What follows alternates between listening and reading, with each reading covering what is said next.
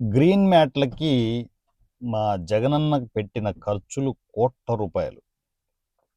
ఇంటి నుంచి బయటకు రాము, ప్యాలెస్లే అడ్డా. ఏ మీటింగులు జరిగినా, ప్రెస్ మీట్లైనా, ఏవైనా సరే సెట్ అయ్యాల్సిందే, గ్రీన్ మ్యాట్లు వేయాల్సిందే. గ్రీన్ మ్యాట్లు వేసి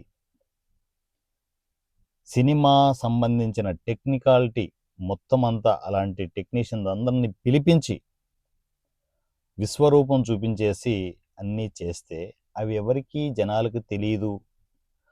వాళ్ళు కొండగొర్రెలు అనుకుంటే తప్పు కదన్నా. ఏందన్నా మనం చేసిన పనులు ఏందన్నా?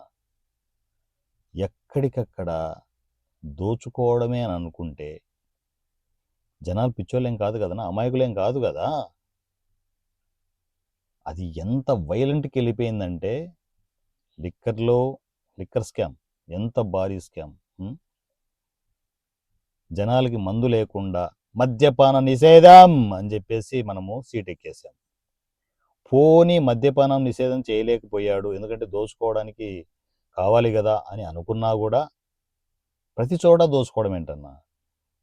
నువ్వు దోచుకుంటున్నావు బాగానే ఉంది, ప్రతి నాయకుడు దోచుకోవడమే, అడ్డదిడ్డంగా దోచుకోవడమే, రౌడీయిజం. పార్లమెంటు శాసనసభలలో ఏందన్నా మీ కథలు? అంత రౌడీయిజం చేస్తే ఊరుకుంటారు జనాలు? పబ్లిక్గా అంటే అపోజిషన్కి గౌరవం ఇవ్వాలి కదన్నా. అంటే మనకంటే అపోజిషన్ కూడా లేదనుకో, అపోజిషన్ గౌరవం ఇవ్వాలి కదా. అవన్నీ మనకెలా తెలుస్తాయి? మనం ఎప్పుడు చచ్చాం అపోజిషన్లో అనే పాయింట్ ఆఫ్ వ్యూలో అనుకుంటే ఉన్నావు కదన్నా. అప్పుడప్పుడు ఉన్నారు కదా, 5 ఏళ్ళు ఉన్నారు కదా అపోజిషన్లో.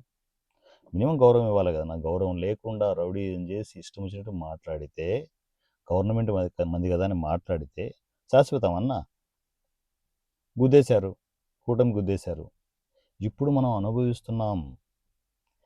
అంటే దేవుడు ఒక అవకాశం ఇస్తాడన్న. ఎంత పనికిమాలిన వాళ్ళకైనా ఒక అవకాశం ఇస్తారు. మనకు కూడా అవకాశం వచ్చింది, దాన్ని మనం కాపాడుకోలేకపోయాం. ఎందుకంటే మన నైజం ఏంటి? దోచుకోవడమే. ఇప్పుడు కొత్తగా మనం పీకేది ఏం లేదని చెప్పేసి దోచుకుంటూ వెళ్ళిపోయారు 5 ఏళ్ళు. ఇప్పుడు ఆలోచిస్తే ఏం లాభం చెప్పన్నా? అంతా కాలిపోయిన తర్వాత ఇప్పుడు ఆలోచిస్తే ఏం లాభం? అరే కొంచెం ఏదైనా చేసింటే బాగుండు అనుకుంటే ఎట్లా? ఇంకా ఛాయిస్ లేదన్నా, అయిపోయిందన్నా. కూటమి ఉండగా మనము బయటికి రాలేము, అర్థం చేసుకోండి.